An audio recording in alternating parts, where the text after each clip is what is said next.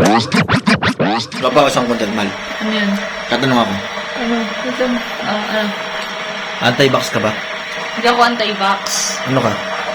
Pro-choice. Anong pagkakaiba nun sa anti-vax sa pro-vax? Kasi pag pro-vax ka, parang may, pag pro-choice ka, may choose mo, Let you choose. may choice ka kung kung saan ka masaya, di ba? Tayo.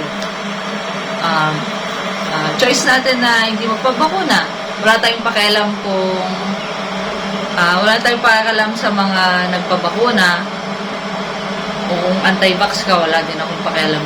Basta wala tayong pakialam sa mga nagpabakuna.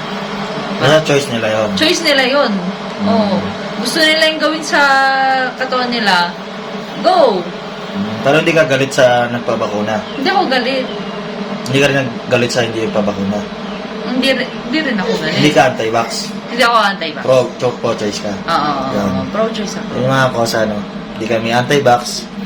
Linawin namin, hindi kami anti-vax. Hindi kami pro-vax. Pro-choice kami. Parang lang, kung ano yung nalalaman natin na parang ito yung kaalaman natin na parang isasabihin lang natin yung kung ano yung Nakikita natin. oo, diba? Yung parang yung mga mali or ano. Parang sa atin lang kasi parang meron tayong freedom na magsalita. Freedom to speech. Oo, Freedom diba? of speech. Freedom to choose. Nasa iyo yun kung ititake mo siya or wala ka lang ding pakialam. Parang ganun. Parang respetuhan na lang sa Tama. kung anong choice mo. gusto mo, di ba? Oo, tama. Ito yung Napili ko. Oo, ito yung napili namin na Ito yung gusto ko. Ito yung path na gusto kong gawin. So, hindi naman may choice naman ako na yun yung piliin. Marami namang choices. Kung sa tingin mo na kung gusto mo pabakuna at yun ang ikakaganda ng health mo, edi go. Ito yung parang choice namin para hindi magpabakuna dahil ito yung nakakaganda ng katawan namin. Yun talaga, 'di ba? Parang respetuhan na lang kung anong gusto mong gawin sa iyong kalusugan.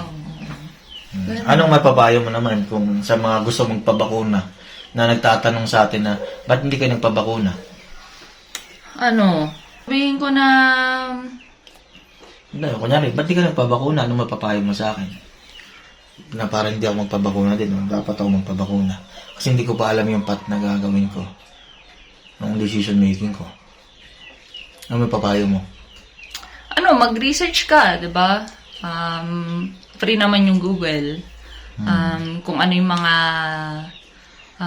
paniniwalaan mo, kunwari, meron kang mga nabasa o kilalang mga doktor, mga patunay, 'di ba? May mga patunay naman. Testimony nila. Oo, testimony. 'Di ba? Marami rin namang mga Sources. Oo, yung mga hindi ka naman maniniwala na ito yung nangyari dun sa nagpabakuna. Tapos biglang deads, parang gano'n, 'di ba? Hindi ka maniniwala dun. Siyempre matatakot ka. Parang nasa lang yan kung ano yung kakayanan ng katawan mo. Diba? Hindi one size fit all. Oo, yun. Pag may nagtanong sa'yo, bakit hindi lumalabas sa TV or social media yung mga namatay sa bakuna? Feeling ko kasi may filter lahat ng sa Facebook buburay ni Facebook yan kung alam niyang parang ikasisira ng isang malaking kumpanya. Parang ganon. Siyempre, baka bayad or something ganyan. Yan, hanggang dito na lang siguro mga kosa. Basta hindi kami anti-vaxxer at hindi rin kami pro-vaxxer. Kami ay pro-choice. Parang freedom of speech, ganon.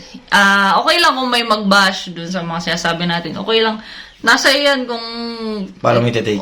paano mo iti-take yung mga kung yung may post or may day, 'di ba? Tama. Sige na. Magano ka na. Outro ka na. Hindi ako galit. Outro ka na. Live love, love life. Yung pure happiness. Gawa ko sa para may mababalikan. Yun lang.